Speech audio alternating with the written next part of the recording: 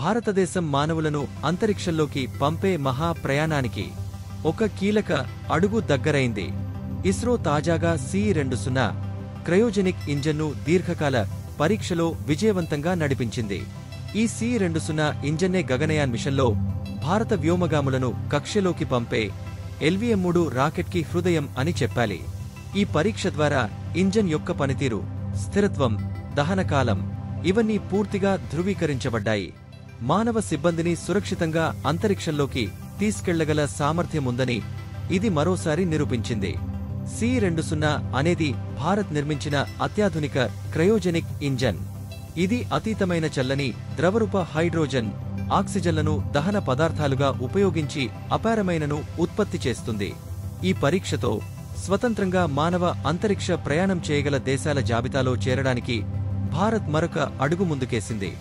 గగనయాన్ ఒక మిషన్ మాత్రమే కాదు, ఇది భారతదేశం కోసం వచ్చే మహాదూకుడు.